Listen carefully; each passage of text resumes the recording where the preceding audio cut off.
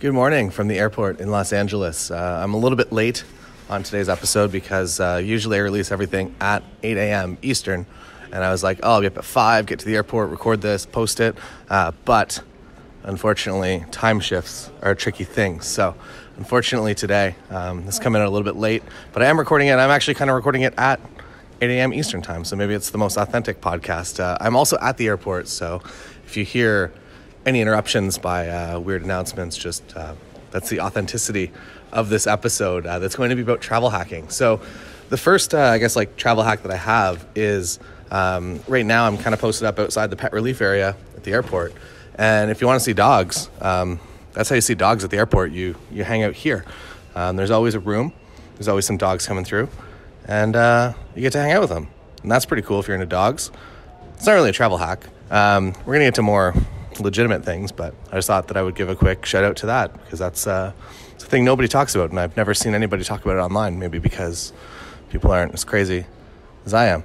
So the first actual travel hack is it comes down to points. So it's kind of the same way as if you're a photographer, you want as many possible different sources of income and possibilities, I guess, coming in at all times. So the more of those, the more options that you have, usually the better off you're going to be as a business owner. Same goes with travel. So the first thing that I would say is to get a points card, a travel points card, a Visa card, something that accrues points over time that you can spend on airline miles.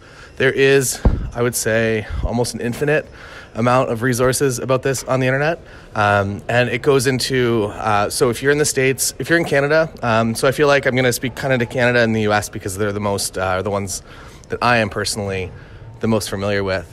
So Canada specifically is going through a little bit of a time in the next couple of years. Aeroplan, which is what I believe to be the best points program in Canada, is the future is uncertain of it right now. It seems like it's going to be a good thing still. It is currently, I would say, the best points program that I've found anywhere in the world.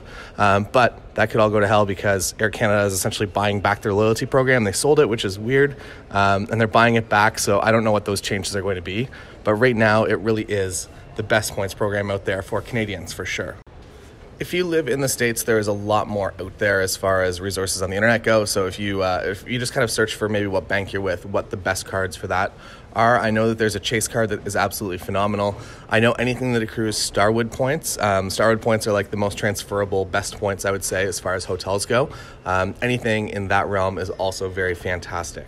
So what I do, so Air Canada is kind of my airline of choice. And it is important, I think, that if you know that you're going to be traveling a lot in your life, to pick one specific alliance or I guess group of airlines. So Air Canada, United, and a bunch of others all fall under the Star Alliance alliance, I guess. There's also One World and SkyTeam and a bunch of others. But for somebody that lives in Canada or even North America, I would say that Star Alliance is definitely one of the ones to look into.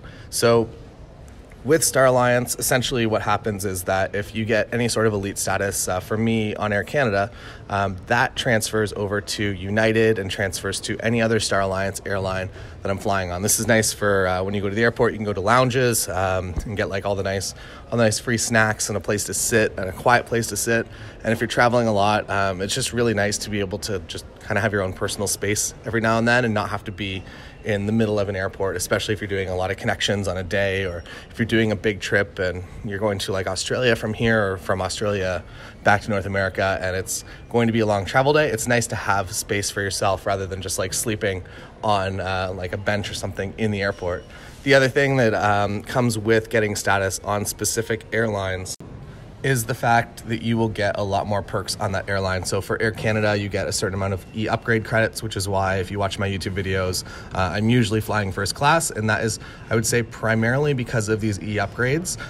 If you're United, you get kind of the same system. If you're American, I believe, I'm not super familiar with the American policies, but it seems like if you are the higher status, that you get the instant upgrade to first class, which is pretty nice. United kind of does this too. If they have space, they'll move you up. Air Canada is a bit of a dick and they do not upgrade you. Even if they have space, they would rather let that capsule in first class go unsold and not give it to somebody with status if you haven't paid for the upgrade points. So I guess upgrades on Air Canada specifically are challenging. But if it's a sold out flight, that's the only real chance that you're going to have to get upgraded. So even if you show up and you use all like the hacks that you see around the internet, like if you show up to the desk in a suit that they're going to upgrade you, I've found none of that to be true, but I have found if the flight is oversold, rather than like just actually offering people money to not get on the flight, that they're at least going to bump you to first class. So how the actual flight miles and everything kind of go. So if I'm flying on Air Canada, I'm getting status miles. If I'm flying on United, because it is Star Alliance, I'm also getting miles for Air Canada as well that goes into my status for that. There are different levels of tickets. So if you buy the cheapest ticket possible, you're unfortunately not going to get all the miles. And it's kind of it's a really dumb thing, I guess, that they kind of penalize you for, I guess, flying with their airline if you don't spend the most amount of money on the ticket for some reason. It's really kind of upsetting. So if, for instance, I go on Air Canada's website, there's like a Tango fare and a Flex fare, and the Flex fare and the Tango fare are the exact same ticket, but the Tango fare only gives you 50%, whereas the Flex fare gives you 100%, but it's usually double the price. So if you want to get all of your status miles, sometimes you have to spend more money. So what I do is I kind of find the best possible situation within what is possible. So kind of going back to as many balls in the air, as many at-bats as you can have, the better. So when I'm looking for a flight, the way that like the best destinations for a photographer all started out were the fact that I would go on a website called skyscanner.com and I would find that I am in London Heathrow and what is the cheapest place to go from there. And Skyscanner, if you just type in everywhere, will index just absolutely everything possible. So it will tell you that if you're at London Heathrow, that you can make it to like Ukraine, or you can make it to Israel or wherever. And it's all destinations that you wouldn't really have thought of, that you wouldn't have really typed into a search engine to attempt to book that flight. But if it's like $50 and you can make it from Heathrow to Ukraine, that sounds pretty good. So I guess the other thing is to just know, like, if you have time and you have flexibility, you can do a lot of things with not a lot of money. If you are a little bit more time limited and you have to fly on a specific day and you have to be in a specific spot at a specific time, that is when it becomes a little bit more expensive. So if you do have some time open, you have like 2 weeks vacation and you don't really know what to do, you just want to go out, you want to travel the world, you want to take some photos, and you want to go to some key spots, but also some random spots that maybe you wouldn't have thought of, Skyscanner is a great place to do this. And what I do once I find a new and interesting place that I never really thought that I would visit, I go on a website called atlasobscura.com and I find the weirdest stuff to do there. So for Ukraine specifically, I'll use this kind of trip. This was, I would say, my favorite trip, the trip that I learned the most of on a photographer in, and it was from London Heathrow to Ukraine. And I was like, what do I do here? So I go on Atlas Obscura and I find out that you can do a Chernobyl tour. So they've kind of opened the grounds up, I guess, that you can go. And if you have a licensed tour guide, they can drive you in. You can kind of explore within reason. You can go to the abandoned city. You can do all kinds of different things. And I'm like, that sounds like a pretty weird, but also great photographic opportunity. And as somebody that's like really into documentaries as well, that was really kind of right up my alley. And it was not a thing that like I had ever seen on the internet, been like, oh, like I want to go there. But once I did kind of decide that I wanted to do it, I started to see essentially that tour everywhere, that the guys in Top Gear did it, and a lot of other people on the internet. So it was definitely an interesting tour and something that I'm very happy that I did.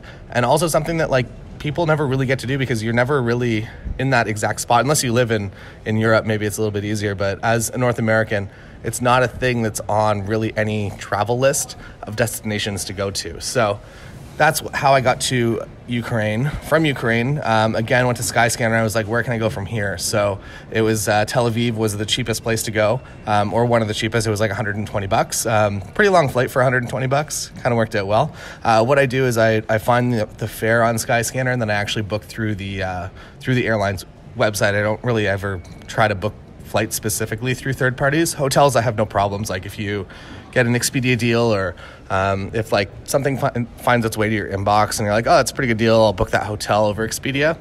No problems really with that. But I find that if you're using a third party to book flights, that sometimes there is an extra level of non-efficiency in there, as well as you're usually, if you're booking on one of those fares or on one of those websites, you're usually going to be booking less fare of a ticket, like that Tango fare that I talked about, that you are really like the last person of status on the airplane. So if they do oversell and they're looking for people to kick off, if you have a third-party ticket, there's a pretty good chance that you're going to be one of those people.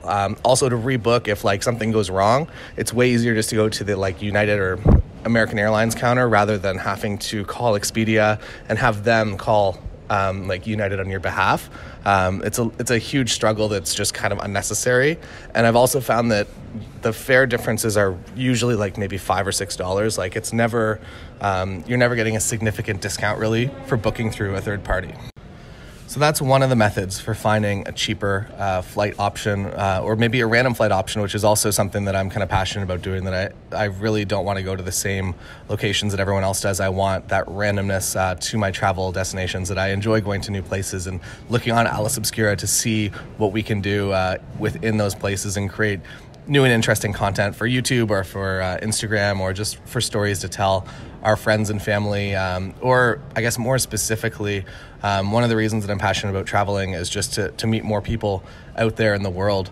And I know that I spoke to this a couple weeks ago, that I'm a very introverted person, but I really do kind of enjoy getting out there and meeting new people that are from places, like specifically in Israel. Like it was quite an eye-opening experience for me, and as somebody that like does pay attention to a little bit of the media but really does have the news turned off, my thoughts of Israel and my thoughts of Palestine were very, very, I would say, misguided. Even just like literally showing up the day, there was like BBC was running kind of nonstop. I guess I was kind of in the market, I guess, of the news. So I was basically getting hit over and over again with this like political unrest in Palestine. And I don't remember the exact specifics of it, but essentially they were making it look like these kids were like full-on warfare against like the Israeli like soldiers that were in this tower. And once we actually got into Palestine, into Bethlehem, there was like essentially what it was there was this tower, and the kids have nothing to do there.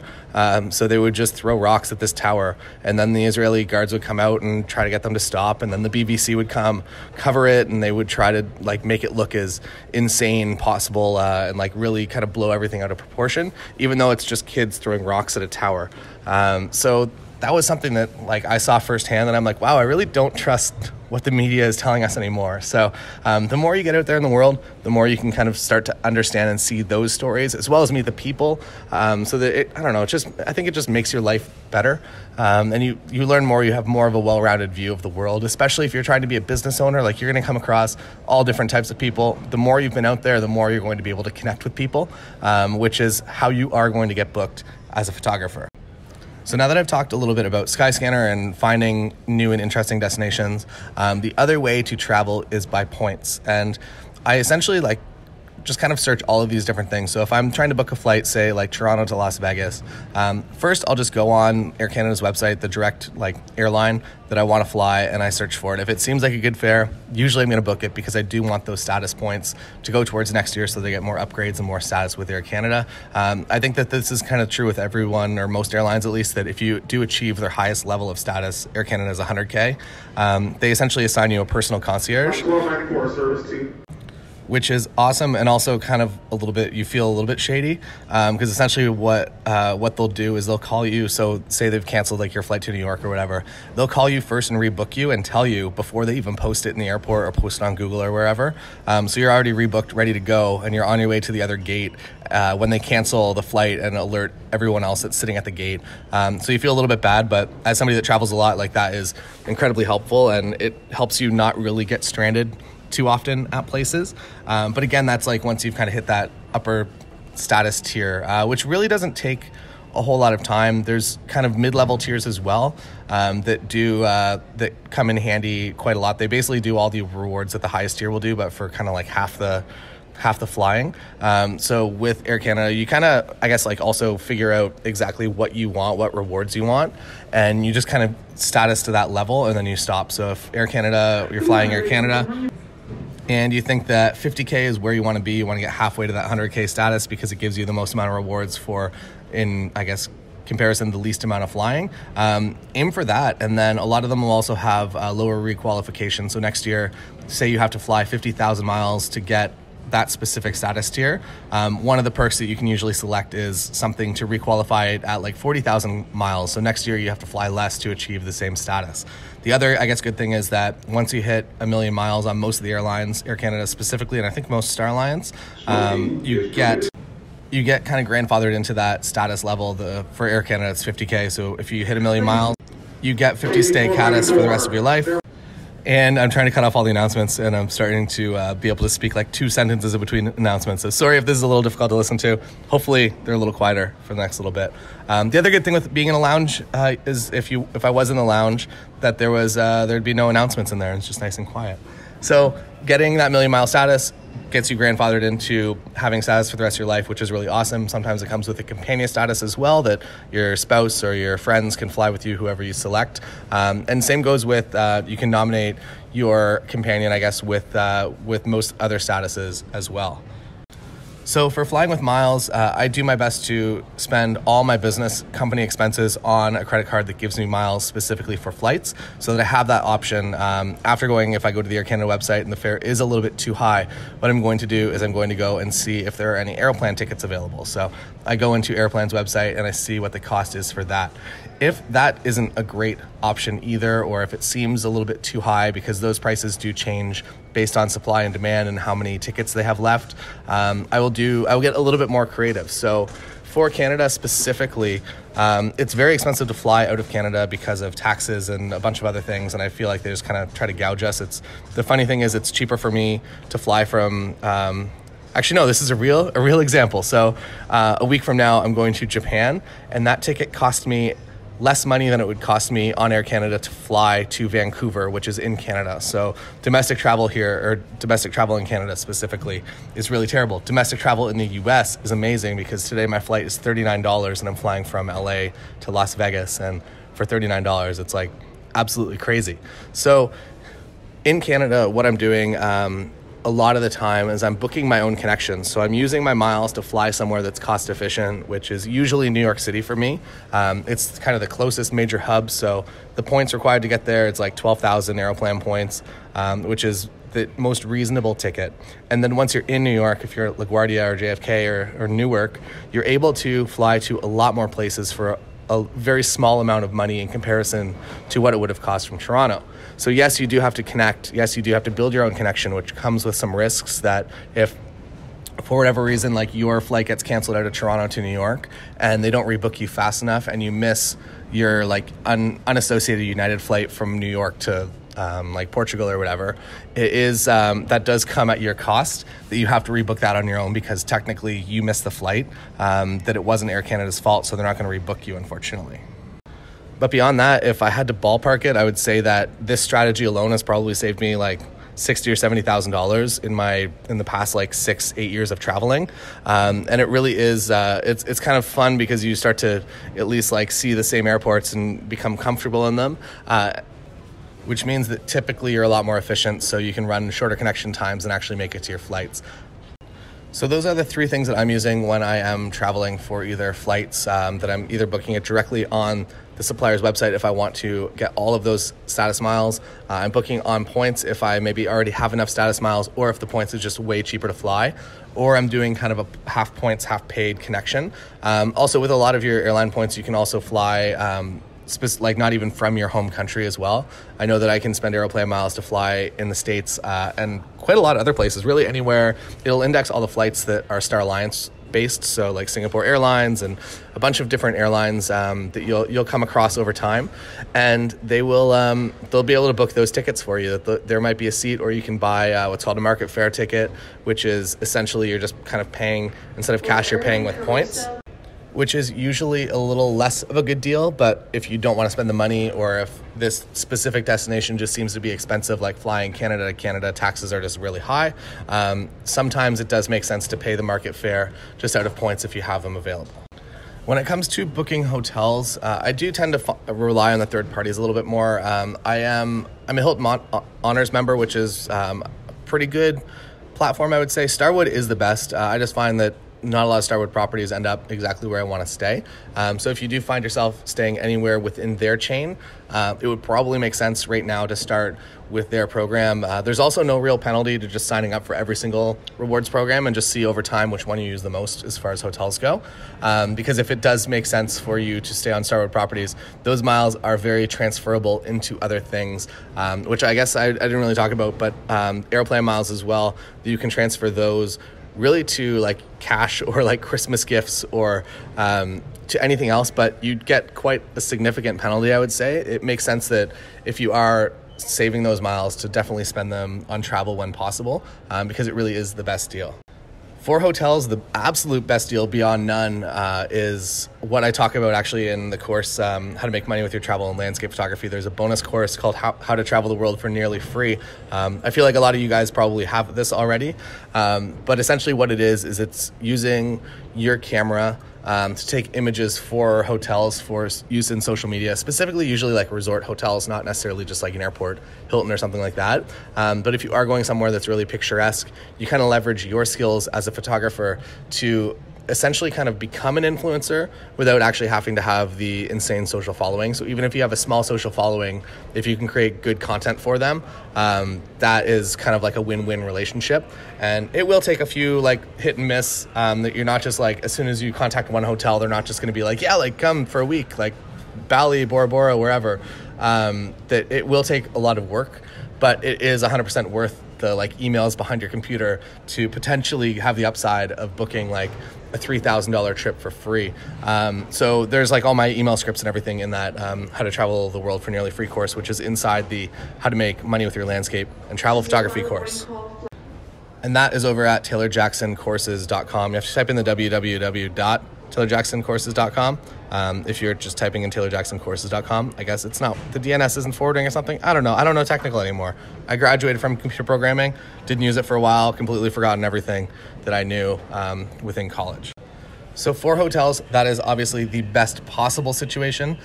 Second to that, like a deal that I found that's been recently really, really good is if you do book, I would say a low risk flight, which is like something a little bit smaller, less money value, and a flight that happens often. So like say if you're going from LA to Vegas like I am today, that if you book that over Expedia will usually give you between 25 and 50% off a hotel booking if you book that as a package. A lot of other companies will probably also do this as like third-party booking people.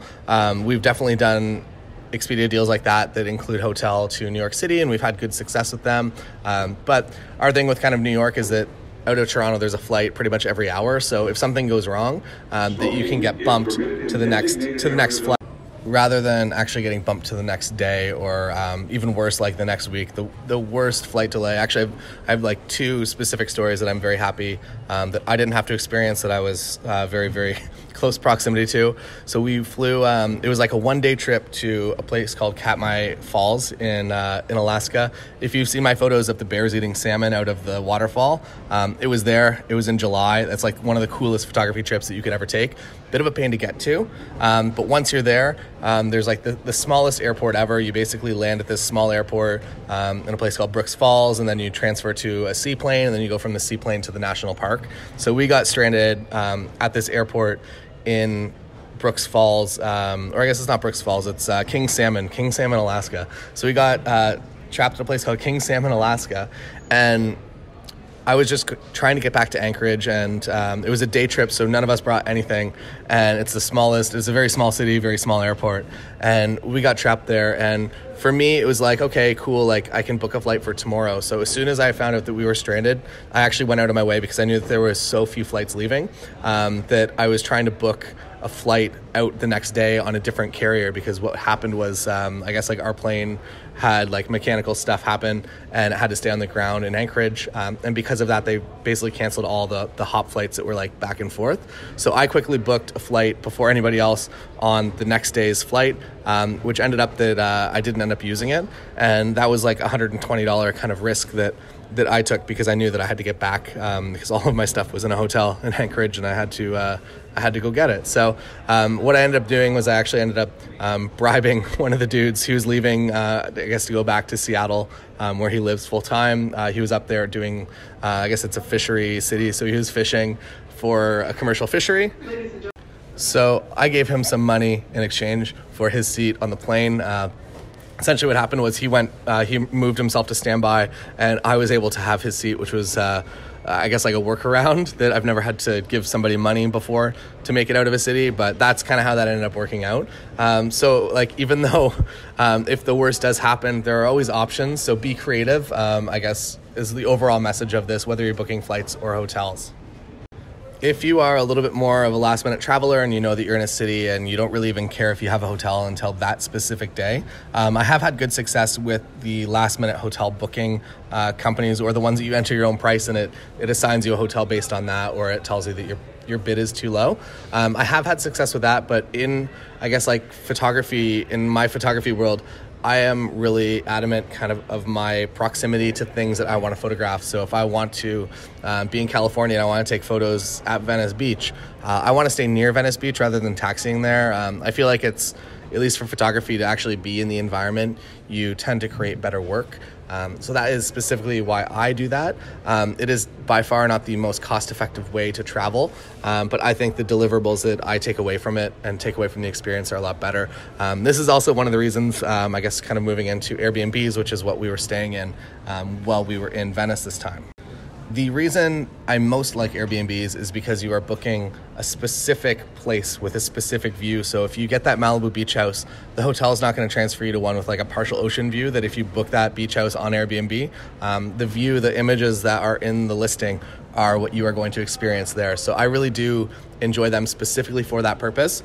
The other thing is that it is usually a lot cheaper wherever you're going in the world to book an Airbnb than it is to book a hotel. And the other thing that you get is a volume as well. So you get like a 3-bedroom room or 3-bedroom house rather than just like a single room with 2 beds. So you have more space if you're traveling with a lot of people to bring down costs. That's a very, very good way to do it. So if you haven't yet booked anything on Airbnb, I'm going to say I've booked like 150 Airbnbs over the past couple of years, and I've had no bad experiences. I had, now that it's legal in all places, Marshall, he was in Tokyo before Airbnb was legal in Tokyo, and the police showed up at like 11 o'clock at night and kicked them out. That's the only bad experience I've ever heard. But Airbnb, you call them if this happens, and they just set you up with a hotel room that you, like, pretty much you just like hop in a taxi and you just start heading to that hotel room, and by the time you get there, everything is all taken care of, and it's all comped because of the, I guess, the inconvenience of the fact that you were staying in an illegal Airbnb and got kicked out.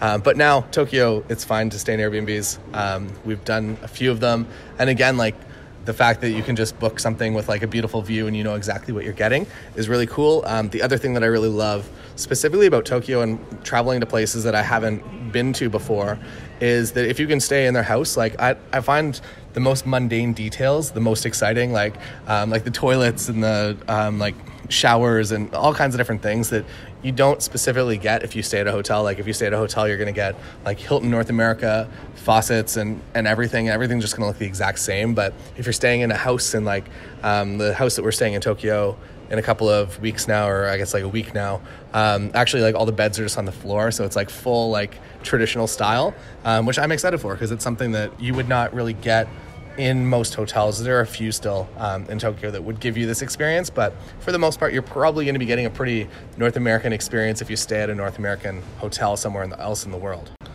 So that is, I guess, my travel hack compilation, or at least options for you to be able to book cheaper travel and to just be open to all possibilities and really explore every possible situation. I unfortunately have to go get on my flight now because this podcast, even though it's only like 28 minutes recording time, it's taking me like an hour and a half because I'm trying to cut all the announcements. So I'm hitting pause. I do these kind of in one take. And that's again, like if you listen to the first episode, the reason that I'm doing this podcast is essentially to get better at speaking and to be able to create good content, I guess, in one breath, rather than doing my traditional way where I would just like cut and chop videos and like slam cut it all together because I couldn't string together 2 cohesive sentences. So I think I'm getting better. We did like a half hour today, so that's pretty good for me. Tomorrow I'm going to be in Las Vegas. I don't know what I'm going to be talking about yet. So if you have any suggestions, if you have any questions for me, send me a DM on Instagram. I'll probably be recording it in about like 3 or 4 hours from now, so that I don't fall into this situation and be at the airport the next morning and have to put it together. and get it out for you guys. So send me any questions you might have, whether they're travel questions. I can do a little bit of a Q&A maybe at the end of tomorrow's episode if you'd like. If not, that's cool too. And I'm going to go back to my strategy of attempting to win $5,000 to get a Leica Q-P in Las Vegas. Hopefully they still have one. The Leica store there did have one, but I only really won like $1,200, and then I won $1,800, and then I lost $400 of it. So I'm still up significantly from my initial $200, but I ran out of time, and it got kind of late at night, and I had an early flight the next morning, so did not get to 5,000. But if I do, I will be getting that Leica Q. So thank you so much for listening today. I'm Taylor Jackson, and I will see you again tomorrow. Daily Photography Podcast.